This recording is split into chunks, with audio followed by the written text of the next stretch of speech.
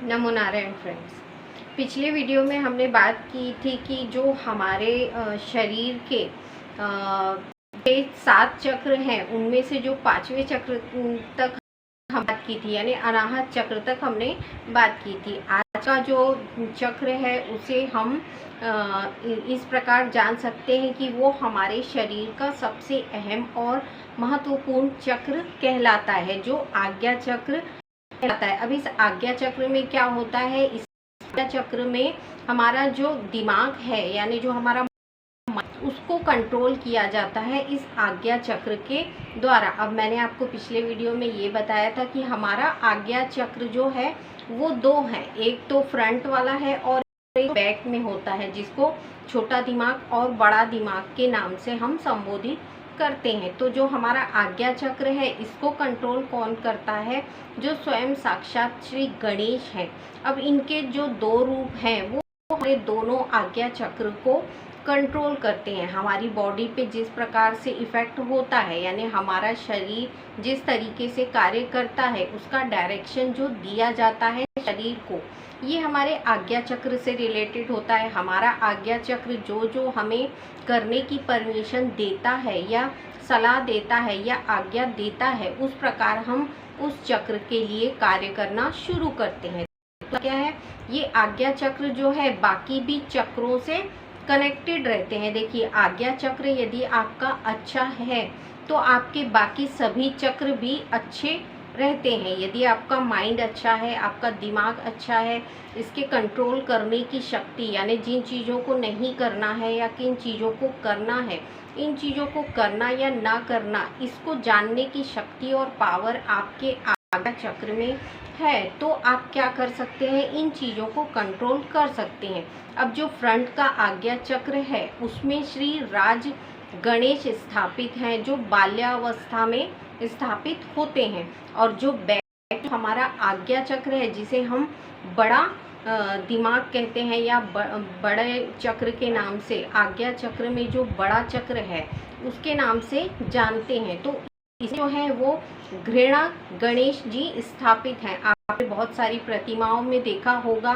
कि गणेश एक सैया पर विराजमान है, एक जो उनकी शैया है उस पे आरामदेह सैया पे विराजमान दिखाई देते हैं। जब वो आराम करते हैं, सोते हैं, और उनका वो स्वरूप जो हमें दिखता है, बहुत सारे आपने पोस्टर्स में देखे होंगे, जो भगवान के हम पोस्टर्स लाते हैं उसमें भी दिखाई देते हैं कि गणेश जी जो हैं वो लेटे हुए हैं और आरामदेह सैया पर विराजमान है।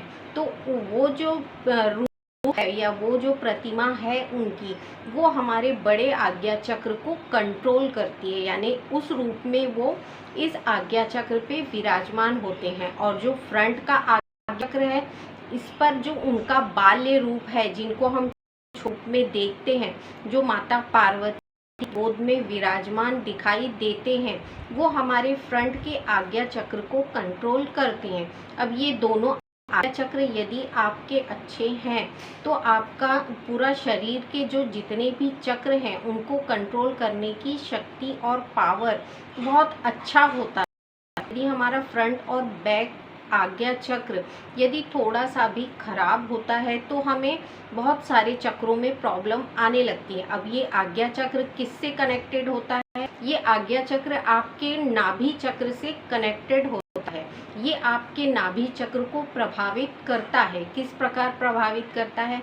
जब आपका नाभि चक्र इस आज्ञा चक्र से कनेक्ट होके कार्य करता है तो क्या होगा, अब आज्ञा चक्र जो आज्ञा उस प्रकार से आपका नाभि चक्र कार्य नहीं करेगा। क्यों? क्योंकि उनमें दोनों में बैलेंस नहीं है। जब तक दोनों में बैलेंस स्थापित नहीं होता तो वो एक साथ कार्य करना शुरू नहीं करते। जब आपका आज्ञा चक्र कनेक्ट है आपके नाभि चक्र से, तो देखिए आपका नाभि चक्र जब अच्छा होता है, यानी आपके नाभि चक्र यानी आपके पेट की स्थिति अच्छी है, तो आपका आज्ञा चक्र बहुत खुश दिखाई देता, आपका मन अच्छा रहेगा, आपके कार्य करने की जो गति है वो तीव्र रहेगी, आपके यानी सोचने समझने और फैसले लेने की शक्ति जो है वो पॉजिटिव रहेगी। यदि आपका आज्ञा चक्र खराब है, इसका मतलब आपका नाभि चक्र भी खराब है। चक्र जो होता है वो कार्य कब करता है, जब आपका आज्ञा चक्र उसको आज्ञा देता है, यानी उसके परामर्श के अनुसार आपका नाभि चक्र कार्य करता है। पर आपका यदि नाभि चक्र खराब है और वो आपके आज्ञा चक्र के अनुसार परमिशन देने के बाद कार्य नहीं कर रहा है, तो इसका मतलब आपके चक्र में कुछ परेशानियां हैं। आज्ञा चक्र में भी बहुत ऐसी प्रॉब्लम होती है जिसमें सोचने समझने की शक्ति या बहुत जल्दी कार्य को ना कर पाने की शक्तियां नहीं मिल पाती।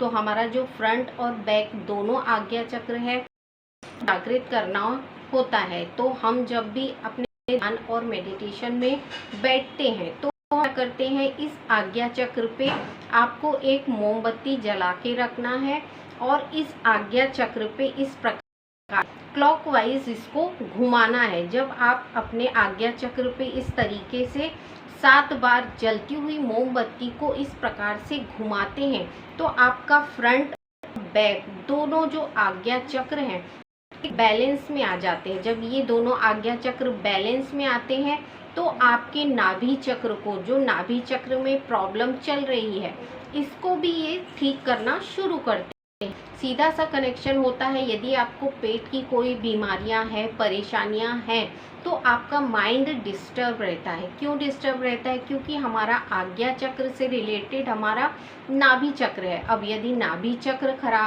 है हमारा, तो हमें बहुत सारी प्रॉब्लम आती हैं, जैसे धन से संबंधित या परेशानियां, बीमारियां जो हमारे पेट से रिलेटेड हैं। यदि हमारा पेट का स्वास्थ्य अच्छा नहीं है, अर्थात नाभि चक्र अच्छा नहीं है, तो इसको हम किस प्रकार से सुधार सकते हैं कि ये सही तरीके से कार्य करने लगे। तो जब आप अपने आज्ञा चक्र पे जलती हुई मोमबत्ती इस प्रकार घुमाएंगे, देखिए ये कार्य आपको कब करना है, जब आप मेडिटेशन करते हैं शाम को या सुबह, तो आपको एक मोमबत्ती जलाते हुए इसको अपने फ्रंट आज्ञा चक्र पे 7 बार घुमाना है। जब आप 7 बार घुमाते हैं तो ये कनेक्ट होती है आपके नाभि चक्र से। यदि आपको कोई प्रॉब्लम रहती है, पेट से रिलेटेड किसी भी प्रकार की प्रॉब्लम है, तो ये धीरे धीरे क्या होगी, निकलना शुरू होगी। देखिए अग्नि में एक इतना पावर होता है कि अग्नि जो है वो आपके माइनस को बिल्कुल जलाने का कार्य करती है, यानी माइनस को हटा के प्लस को लाने का कार्य करती है। अग्नि में इतना पावर होता है कि आपके चक्र के शुद्धिकरण में बहुत कारगर होती है। जिस भी चक्र पे हमें प्रॉब्लम होती है तो हम क्या करते हैं, अपनी जो कैंडल लाइट होती है उसके द्वारा हम अपने चक्रों पे ऐसे उपचार करते हैं जिससे हमारे चक्र जो है वो प्लस में कन्वर्ट होने लगते हैं। यदि उनमें कोई बीमारियां हैं तो वो नष्ट होने लगेंगी और हमें पॉजिटिवनेस देने लगती है। तो आज का जो हमारा विशेष महत्व है चक्र के लिए, वो हमारा आज्ञा चक्र है। क्योंकि यदि आपका आज्ञा चक्र खराब है तो देखिए आपको बहुत सारी प्रॉब्लम आएंगी और बहुत सारे चक्रों से रिलेटेड प्रॉब्लम आती हैं। आज्ञा चक्र खराब है तो आपका पेट के दिक्कतें बढ़ेंगी हमेशा। और यदि आपका आज्ञा चक्र और नाभि चक्र दोनों पावर में है और बहुत अच्छे कार्य करते हैं, तो आपको किसी भी प्रकार की परेशानियां उत्पन्न नहीं होंगी और ये बाकी के चक्र हैं उनको भी पॉजिटिव बनाती हैं। देखिए कोई भी चक्र यदि खराब है तो एक से रिलेटेड दूसरे चक्र जो है वो भी खराब होने लगते हैं। जब हम अपने आज्ञा चक्र को और बैक दोनों आज्ञा चक्र को साफ करते हैं तो हमारे बाकी के चक्र अपने आप साफ होना शुरू होते हैं, यानी उनमें जो भी परेशानियां हैं, प्रॉब्लम है, ये धीरे धीरे करके अपने आप हटने लगती हैं। शर्त यही होती है कि आध्यात्म में आप बैठिए, कंटिन्यू आपको शाम के समय या फिर सुबह के समय बैठना पड़ता है। जब आप 10 से 15 मिनट तक इन कार्यों को करते हैं तो आपके सभी चक्र जो हैं वो पावर में हैं और खुलने लगते हैं। फिर ये अपनी शक्ति आपको देते हैं और इनके द्वारा पॉजिटिव जितनी भी पावर है ये हमें मिलने लगते हैं, इनके द्वारा हमें ज्ञान प्राप्त होने लगता है। जितने भी धन से रिलेटेड प्रॉब्लम्स जिनको आती हैं, या तो उनका आज्ञा चक्र खराब होता है या फिर उनका नाभि चक्र प्रॉब्लम में रहता है। जब भी आपका नाभि चक्र प्रॉब्लम में है तो देखिए आपका एक तो किसी कार्य में मन लगता ही नहीं है, और यदि लगता भी है तो आपके कार्य सफल नहीं होते। तो सीधी सादी जो अपनी लाइफ में हम प्रॉब्लम्स देखते हैं कि हमारे पैसों से रिलेटेड हो, धन से या फिर अपने मान से लेके, तो हमारे ये जो चक्र है ये हमें बहुत सारी चीज़ें देने में समर्थ होते हैं। यदि हम इनको अपने पावर में ला लेते हैं और इनको सही दिशा में एक्सेप्ट करते हैं, यानी अपनी बॉडी पर हम तो चक्रों को एक सीध में लाना ही हमारा आध्यात्म होता है। जब हम अपने शरीर के सभी चक्रों को एक दिशा में गतिमान करते हैं तो ये हमें पॉजिटिव रिजल्ट देना शुरू कर देते हैं। आध्यात्म में बैठने का मतलब ही यही है कि हम अपने शरीर पर कार्य करें। हम जब अपने शरीर पर कार्य करते हैं तो हमें इनके जितने भी बेनिफिट्स हैं या इनके जितने फ़ायदे हैं, जितने लाभ हैं, वो हमारे जीवन में खुद ब खुद नज़र आने लगते हैं। जब अध्यात्म में बैठेंगे नहीं, इनके लिए कार्य करेंगे नहीं, तो हमारे चक्र जो है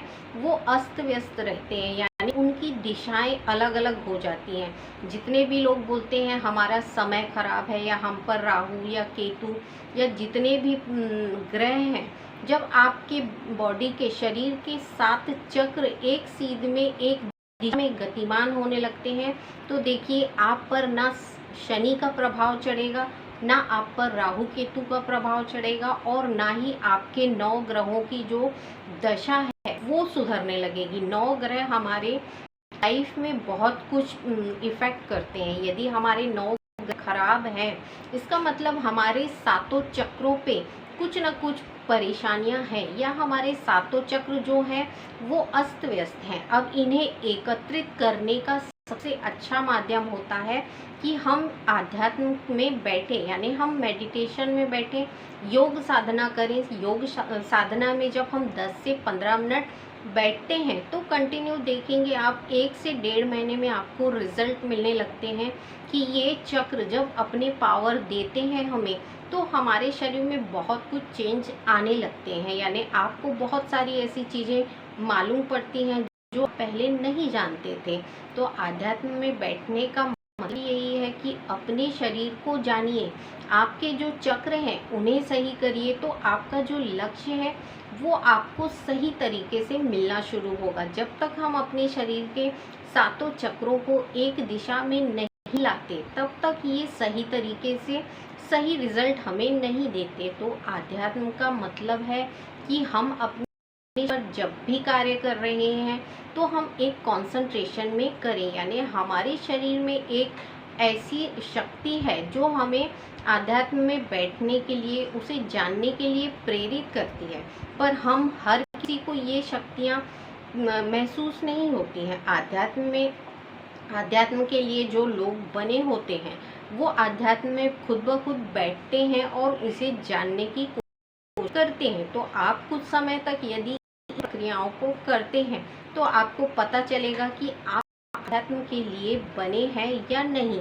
पर आपके जब 7 चक्र एक सीध में यानी सतोगुण में स्थापित हो जाएंगे तो आपको खुद ब खुद इनके बेनिफिट्स मिलेंगे। आपके रुकते हुए कार्य अब बनने लगेंगे। आपकी जितनी भी प्रॉब्लम है, फैमिली से रिलेटेड या स्वास्थ्य से रिलेटेड या पैसे की प्रॉब्लम है या कोई भी प्रॉब्लम, ये सारी अब सॉल्व होना शुरू होती हैं। जब भी हम आध्यात्म में बैठते हैं तो प्रेयर करते हैं कि हमारे शरीर की जितनी भी आध्यात्मिक शक्तियां हैं ये जागृत होंगी तो हमें इनके जो फ़ायदे हैं वो अपने आप ही मिलने लगते हैं। जब हम आध्यात्म में बैठते हैं तो हमें पता चलता है कि जो दैविक शक्तियां हैं, देखिए इसके बाद जो मैं नेक्स्ट वीडियो बनाऊंगी उसमें मैं बताऊंगी आपको कि भागवत गीता में जो 16वां अध्याय है उसमें श्री कृष्ण जी ने श्री अर्जुन जी को यही ज्ञान दिया है कि दैविक शक्तियाँ क्या हैं और जो भूत प्रेत और बाधाओं की शक्तियाँ किस प्रकार से कार्य करती हैं। ये तीनों जो हमारे शरीर में गुण होते हैं, सतोगुण।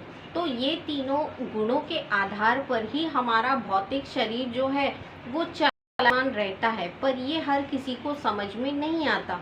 इनके वश में आके मनुष्य ऐसे ऐसे कार्यों को करता चला जाता है जो उसे नहीं करना चाहिए था। अब बॉडी बैलेंस है, आपके सातों चक्र यहाँ वहाँ बिखरे पड़े हैं, तो आप अध्यात्म को कैसे जानेंगे? जो कार्य आपको नहीं करना चाहिए थे वो भी आप करते चले जा रहे हैं, क्योंकि आपके जो गुण हैं ये आपको वश में पकड़ के रखे हैं। जब तक इनसे आप छुटकारा नहीं पाते तब तक ये आपको सत्य की तरफ बढ़ने नहीं देते। जब आप सत्य को जान लेते हैं, सत्य को पहचान लेते हैं, तब आपको समझ में आता है कि आध्यात्म कितना बड़ा रहस्य है। जब इस रहस्य के खुलासे हमारे सामने स्टेप बाय स्टेप आने लगते हैं तो हमें समझ में आता है कि वाकई में सत्य के साथ जीवन को करना बहुत ही मुश्किल है। सत्य को यदि हम एक बार जान लेते हैं तो हमें समझ में आता है कि अब तक जो हम कर रहे थे वो शायद गलत दिशा थी।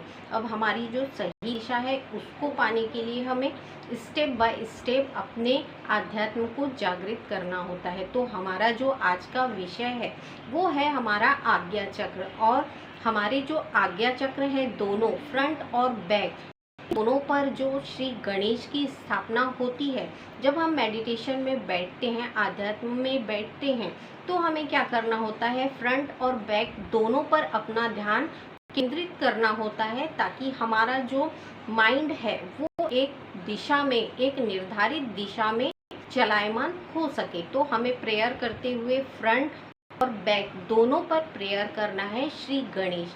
फ्रंट में जो है वो आपके श्री राजश्री गणेश की स्थापना है बाल्यावस्था में, और जो हमारा बैक का जो आज्ञा चक्र है जिस पर हम घृणी गणेश की स्थापना करते हुए उन्हें पूजते हैं। तो इस प्रकार आप अपने आज्ञा चक्र को साफ करिए, तब देखिए आपका नाभि चक्र पावर में आता है और आपको इसके सारे फायदे मिलते हैं। अब जो मैं नेक्स्ट वीडियो बनाऊंगी उसमें मैं बताऊंगी कि दैविक शक्तियां और दैत्य शक्तियां किस प्रकार से हमारे चक्रों को प्रभावित करती हैं, और हमारे शरीर के 3 गुण हैं, रजोगुण, सतोगुण और तमोगुण। इसमें आने से, यानी इसके प्रभाव में आने से मनुष्य किस प्रकार के गलत कार्यों में फंसता जाता है। तो जो मेरा नेक्स्ट वीडियो होगा वो हमारा आध्यात्म से जुड़ा भागवत गीता के ज्ञान पर आधारित अध्याय 16 पर होगा। तब तक के लिए नमो।